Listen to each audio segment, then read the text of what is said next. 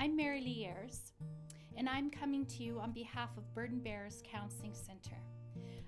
Today's location, we are in Sundre, Alberta. I also have an office up in Rocky Mountain House, and I work here with Burden Bears 5 days a week and helping people who are hurting. We're going to be doing a series of workshops, and this is our first one. Thanks for joining us.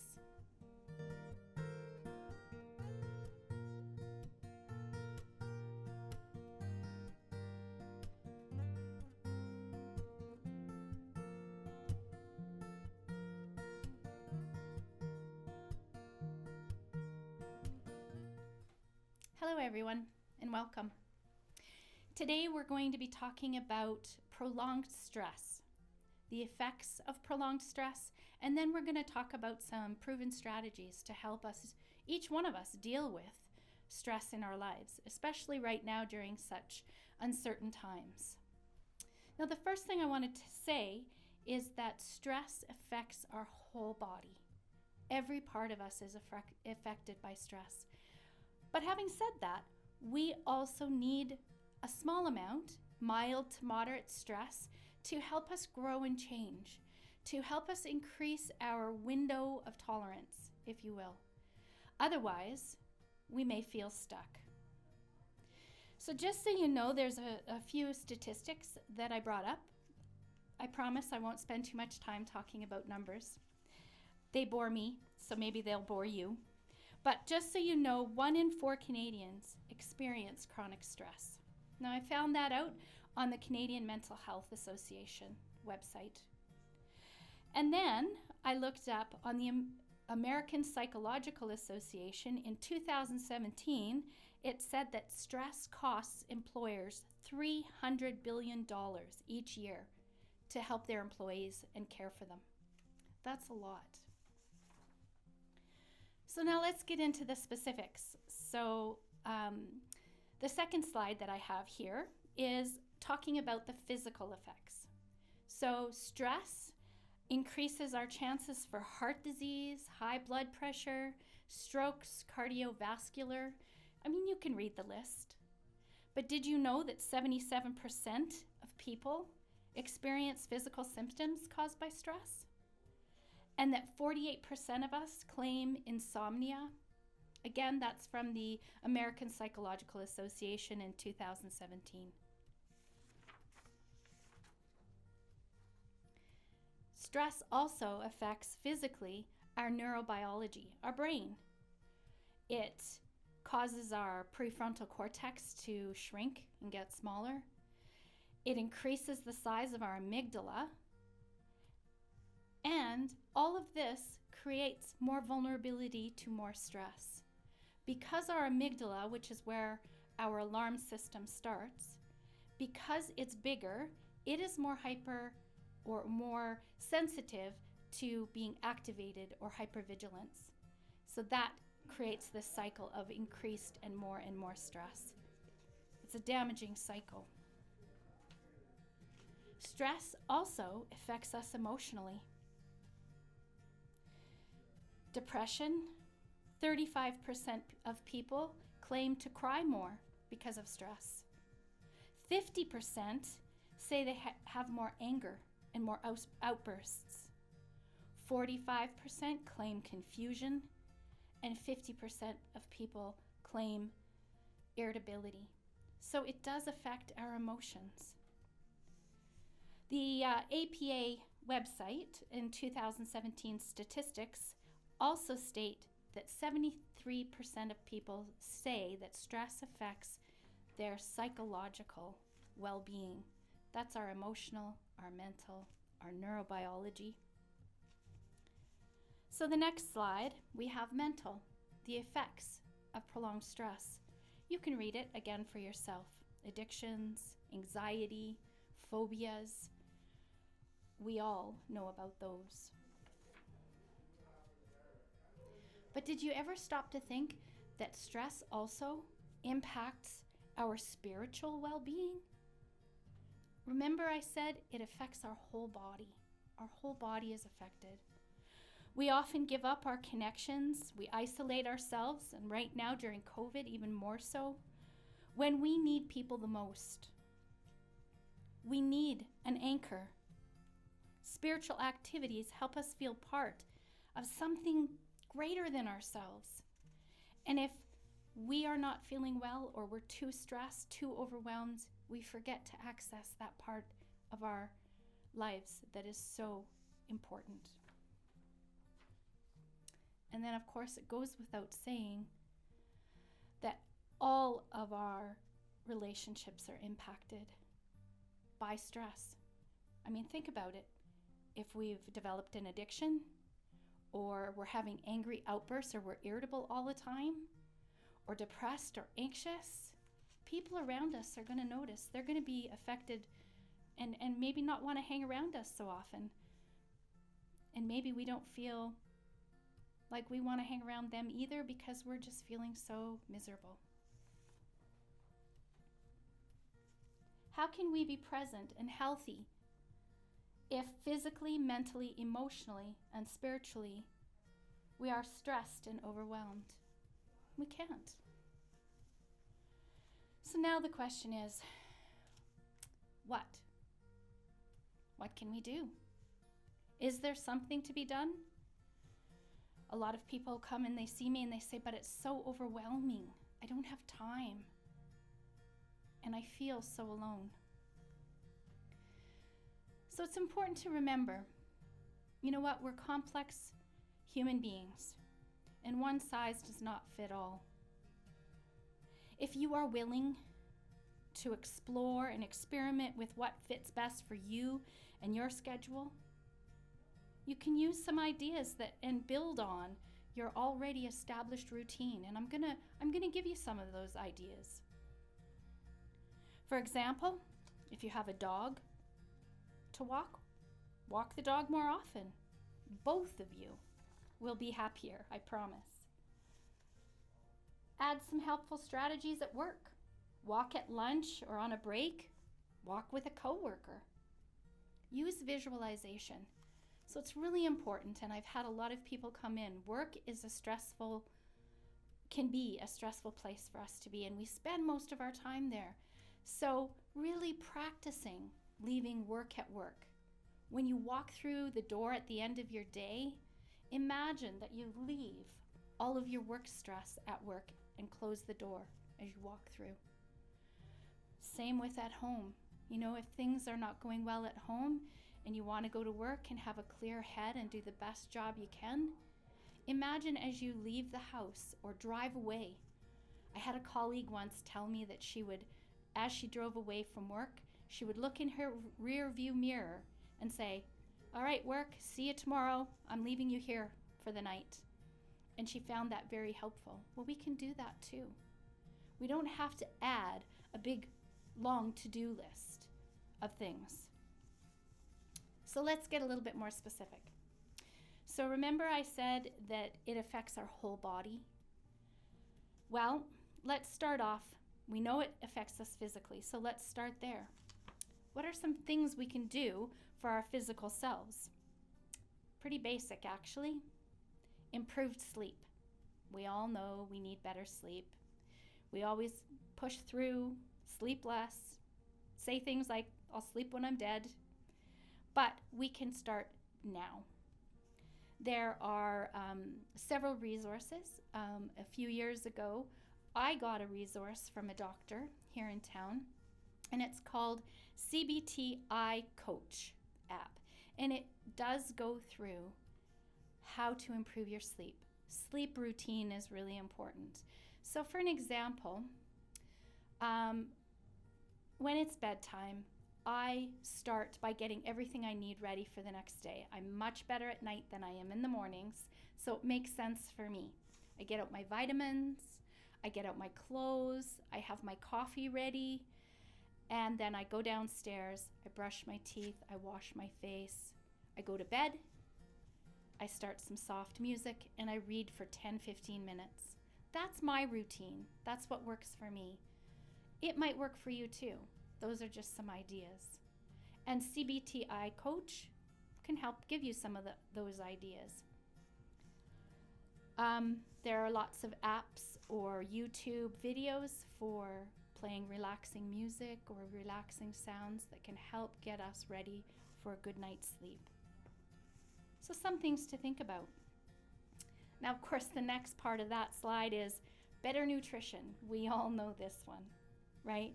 We need to eat better, less junk food. We know that. How do we practice it? I don't know. Maybe one meal at a time.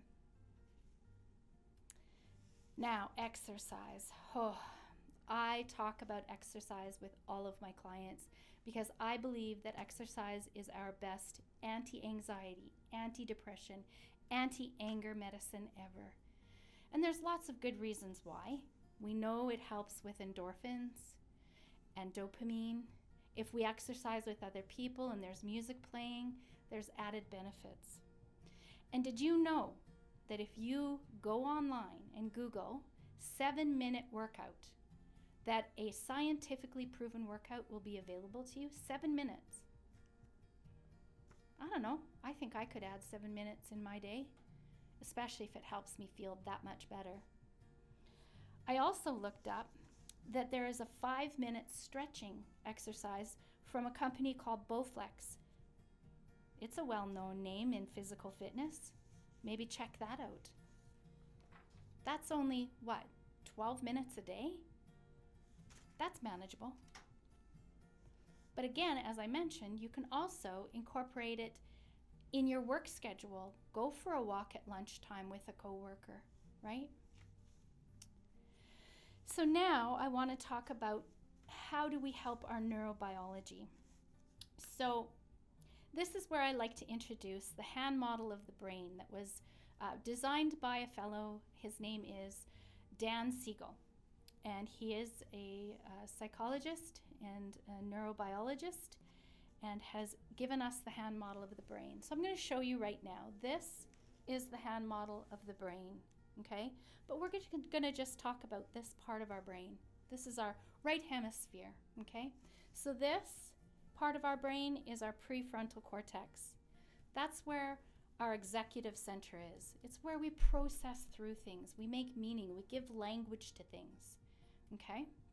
And then our thumb inside here, that's our limbic system. That's our emotional center, okay? And then this part is called our brainstem, the part that runs down and connects to our nervous system. It's amazing how we're created. So now, what happens when, I don't know, say COVID happens and we feel like we're in danger and the numbers and we listen to the news, that information enters into our system through our senses, okay? That information goes to a part of our brain called the thalamus, and I promise I'm going to keep this simple, and then enters into our limbic system, our emotional center, and a small part called the amygdala. The amygdala says, "Ooh, dear, we're not feeling safe here. We better send the alarm system, set it off." So the message goes down our brainstem to a part of our nervous system called the sympathetic nervous system. And we go into fight, flight, or freeze. Now, I'm sure a lot of you have heard that term before. Fight, flight, or freeze. That's our anxiety. That's our alarm system telling us something doesn't feel safe. There's a perceived threat. Okay? Now, when that happens, because it's about survival, we actually lose access to non-essential functioning, such as our digestion. We stop digesting our food. But we also lose access to our prefrontal cortex. It goes offline. Okay? And so when we're in that fight, flight, or freeze, and we can't think clearly, that's why, because we don't have our prefrontal cortex online. So one really great thing to practice is a breathing exercise, a mindfulness practice that will help to calm our system, bring our prefrontal cortex online so that we can then have better access to, problem solving, creativity, compassion, right? So we're actually going to practice that right now, you and I, okay? I'm going to go at my pace, you go at your pace. And it's 3 deep breaths in and 3 deep breaths out. But we're going to make the out breath longer than the in breath. And the reason we're going to do that is because that out breath, that extended exhale, actually activates another part of our system, the care part, the calm part, that helps us to calm. So we're going to try it, and we're going to see how you feel after, all right? So whenever you're ready, at your own pace, 3 breaths in, 3 out, make the out breath longer. Go.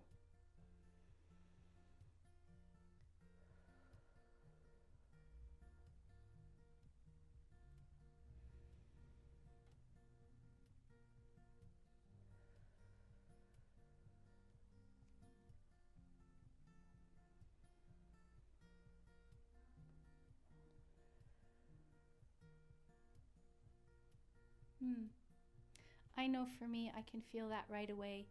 And I do that in session with clients because I think it's really important. We have access to our breath anytime. So that tool is for you now to use for free for the rest of your life. Another thing that I like to tell people as far as our neurobiology is that we can actually give ourselves comforting, soothing touch. So even just something simple like this, putting our hands over our heart, and maybe even just reminding ourselves, I am safe, I'm okay. That can be really powerful in calming our system down, helping some of that stress slide away. And it's really, really fascinating to me to realize that our brain only registers that we are receiving soothing, nurturing, calming touch.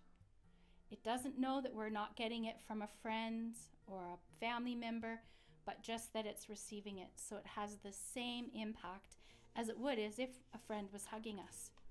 We actually get endorphins and a bit of dopamine and some oxytocin. And oxytocin is our feel-good bonding hormone. So giving ourselves just that little bit of soothing touch can help ease some of our stress. I also want to go back and just remind everybody that mindfulness can actually be practiced with anything we already do. So mindfulness is bringing our attention to, our focus to, what is happening right now in this moment. So an example would be, say you're in the shower and you're getting ready for work, and you just bring your attention to the water flowing over your body, maybe running down your back, and you can imagine that water is washing away any tension or stress that you might be holding on to, washing it away and taking it down the drain. Doesn't that sound like you could pretty easily do that while you're just getting ready for work?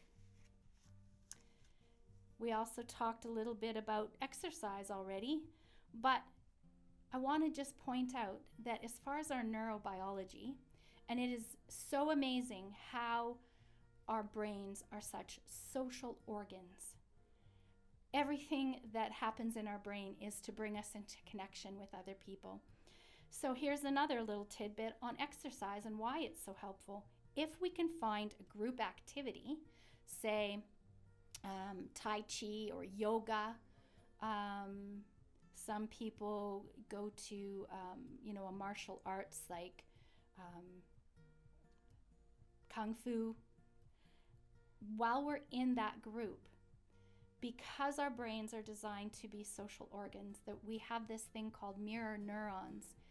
And so when somebody else is there and they're getting their endorphins and dopamine and oxytocin and they feel better, then our mirror neurons, we watch that person and it automatically brings us up to a higher level as well, of a feeling of wellness, just by being around a group of people.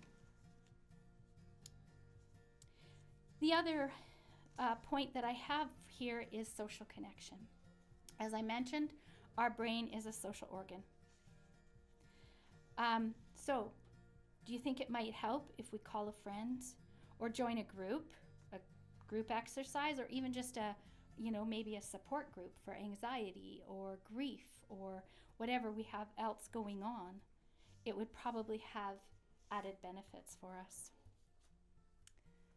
So I hope that part was helpful. And we're going to move on now to look at the emotional and mental things that we can do.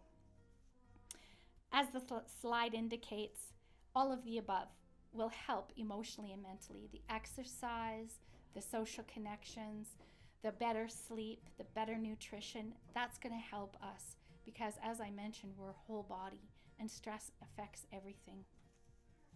So some helpful ways to seek help are counseling, spiritual direction.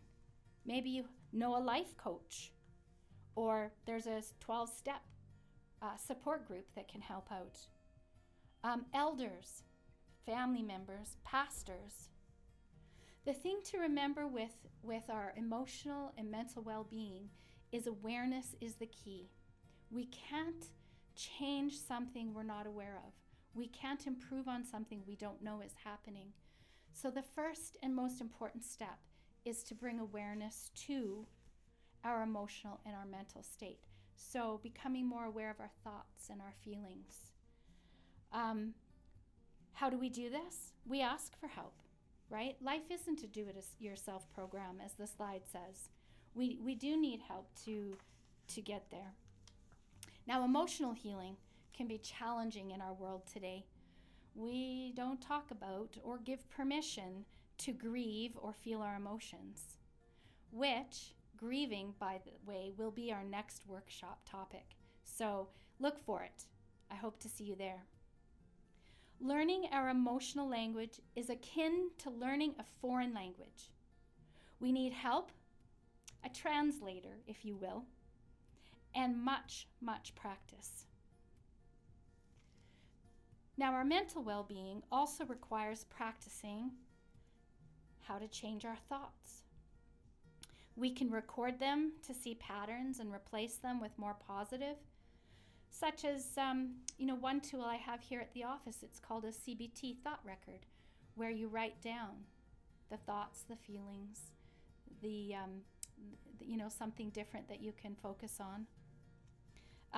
I think most of you have probably heard, but Norman Vincent Peale once said, "Change your thoughts and you change your world." Positive affirmations can be used daily. I don't know. What about writing some on the mirrors around your home? I used to take a dry erase marker and put positive affirmations on all the mirrors in my house. So every time I'd, go into the bedroom or into the washroom, I would see it, and it would remind me I can change my thoughts. Remember, awareness is the key. The more we can bring our thoughts and our feelings into the light of awareness, the less automatic drive they will have in your life. Mindfulness can also help increase awareness.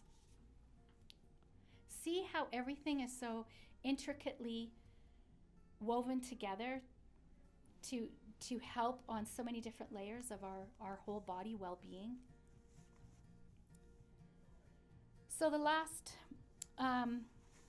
slide before we get into some questions you may have is about spiritual. How do we help our spiritual? And I like the quote here, that our physical strength is measured by what we can carry, but our spiritual is defined by what we can hold.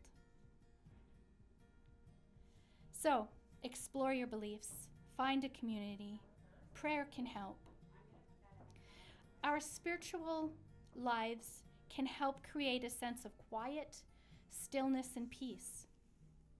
It gives us a place to surrender what we cannot control. It helps to increase our meaning, our purpose in life, which can help reduce our stress. And spiritual perspectives can help shift a perspective that might be stuck. We need cultural and religious connections like church, synagogue, a mosque, or elders and family. Traditions and rituals can help reduce some of our stress. Sabbath, right? A day of rest. Who couldn't use a day of rest in our busy, busy schedules? Yom Kippur, fasting, smudge and sweat lodge, Eucharist, or the Lord's Supper, as some of you know it by, and prayer. We don't even have to believe in prayer. It works. I just want to read to you, from a book that I have, The Wisdom of Anxiety. And in it, Cheryl Paul writes this: ask for help from a greater source.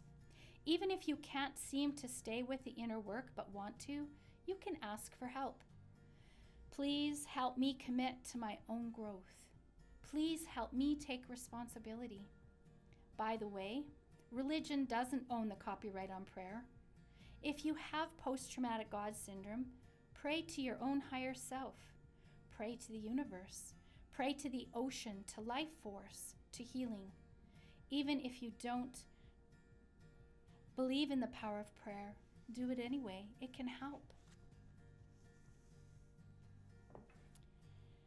So some of the ideas that were in the book where we could pray to the ocean, life force, right? We can pray to Creator, God, Allah. Now I just want to shift gear a little bit. I really hope that those strategies will be helpful. And if you have any questions, I'm going to give you my contact information at the end of this presentation. Feel free to call me. I'm happy to connect you with ways to find some of these resources. I'm happy to help you find a counselor in your area, or someone that would be a good fit. There's many, many podcasts out there and YouTube, helpful YouTube videos. So there's lots of ways.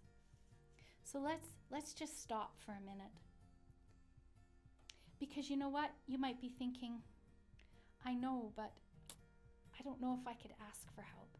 So what do you think stops people from seeking help when we know it would help us feel better? Well, here's some reasons that have been given to me, and some of them will overlap with another slide that I have on frequently asked questions. But I think, you know what? In this way, we'll review them all and hopefully give you some ideas and some encouragement to go forward. So, confidentiality is one of them, right? Well, I know for me, my ethics, I belong to a professional association and they have a code of ethics, and that prevents me from talking about your problems to anyone outside of sessions, and all counselors are governed by that. But, you know, for an example, as you can see, we're here in my Sundre office, and it's located in a Century 21 office. So when you walk through the front door, nobody knows if you're coming to buy a house or to see me and get some help. Up in Rocky Mountain House, I've had the privilege of being in a financial office for a long time. Due to COVID changes, my location has changed as well. And so now you'll come and see me at the Asokewin Friendship Center. Again, people don't know. It's an added anonymity, if you will. Or what about this reason that stops people? Well, there's a stigma. What if I'm crazy, right? Well, I had a friend once tell me that we are all a different shade of crazy. You are not alone. Stress, struggle, suffering are universal. There's research to show that, to back that up. Everyone struggles, everyone suffers. You're not alone. What about our beliefs? I don't know. Some people believe that, well, if I go for help, it makes me weak. Actually, if you think about it, seeking help takes strength and courage, not weakness. And the other thing too is that it's okay to challenge our beliefs. Otherwise, how do we get anywhere? Right? I often tell people, just because we believe a thing, think a thing, or feel a thing doesn't make it true. It makes it ours, but it doesn't make it truth. So be willing to explore, challenge, experiment. Oh, and then there's this, I can't afford it. Counseling costs too much. You know what? You're right. In some cases, it does cost quite a bit, but there are options to explore. So you might want to check at work and see if you have any insurance that might cover through your benefits. But there's another benefit that a lot of employers have, and it's called an employee assistance program. And so that would also provide you with some short-term solutions to counseling, where your employer actually pays to have some short-term counseling for you on your behalf. There are other counseling agencies like mine and nonprofit organizations that have sliding scales based on your income. So it might reduce the cost of your counseling fees. Here at Burden Bearers, we run off of donations and community supports. And in the 29 years that we have been operating, we have not had to turn anyone away, even if their ability to pay is nothing. So there are options out there for you. Again, be willing to do some research. Be willing to explore your options. Advocate for yourself. Now, this last one on this slide about, worried about what others will think or judgment from counselors or other people. That one's a bit tricky because you know what? People judge. Whether or not we seek help, people are judging anyway. So why not go ahead and take care of yourself? Have you ever heard the saying, others' opinion of me is none of my business? This is a good time to apply that. Now, if you do go in and see a counselor and you are feeling judged by that counselor, I would encourage you to have a conversation. Talk to the counselor. Tell that person how you're feeling, because that's not our job. You can also feel free to seek another counselor, a better fit. Counseling is voluntary. You get to decide who is a good fit and who isn't. So be choosy, be wise, research. So I hope that I've addressed some of those concerns. But, some of you still might be saying, well, is this really important? I've been able to cope previously. Why can't I do that now? And that's a good question. And yes, it is important because you're important.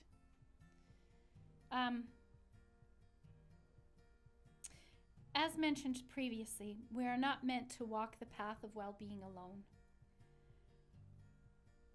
Besides, how can our best thinking that continues to lead us to stress in the first place get us out and moving towards healthy and well-being? In another one of my books at the office here, there's a quote by Sang Tsian. If you work on your mind with your mind, how can you avoid an immense confusion? We do need help, and it is important.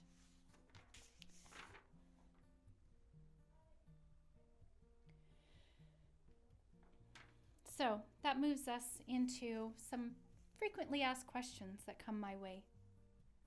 Again, people ask, is it really necessary? Well, I believe it is necessary to have outside input, help from the outside, like a counselor or podcasts or books from experts. because otherwise we can get stuck in our own way of thinking and not be able to see outside of that. I've been able to handle my own problems and cope before. What's different now? Well, it's my experience that as we get older and we have more stress and more experiences, that often our old way of coping comes to fail. It doesn't work anymore. It's like all of those old emotions and experiences, they stack up like compound interest. And then one day, our bodies cannot hold any of it any longer. And so we need to find new ways of coping. We've talked a little bit about how do I make the time, right? Building on what we already do, using mindfulness in the shower, or walking the dog more often, or using some of those strategies at work, visualization strategies to leave work at work. Don't have the money to pay? We've explored some of those. And one thing I did forget to mention when that came up was, you know what, there's a lot of free resources out there.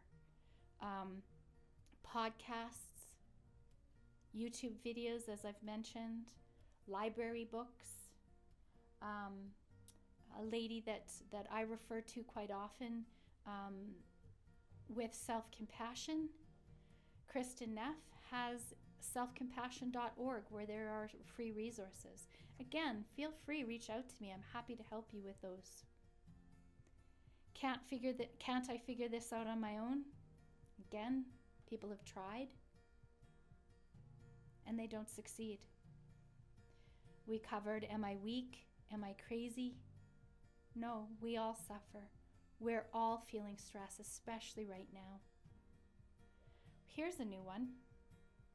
I don't want to blame my parents. You know what? Your family of origin, your parents, they did help to co-create some of your early experiences and the way that you cope.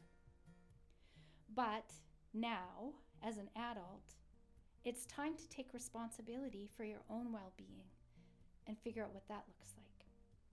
So I'm not here to blame your parents, and I'm not going to encourage you to. I'm going to encourage you to focus on yourself and ask a really key question. What can I do to help me? Oh, and what about this? Is there really a problem? My problem seems too small to bother people with. Well, I've always been of the mind that it's good to gain a perspective either way. If I have an issue and I don't know how to get my way out of it, why not ask for help and get a different perspective? Two heads are always better than one. But another way of coping with life can also be by dismissing or minimizing our problems. So why not ask, find out, see? You might be surprised and empowered to do something for yourself. So I hope that this has been helpful. I hope that you have some new energy and new ideas, some new excitement in being able to seek help. I've included in the last slide some contact information, and as I've mentioned, I'm happy for any questions to help in any way I can. So please feel free to reach out. And thanks for being part of today's workshop on prolonged stress and how to help.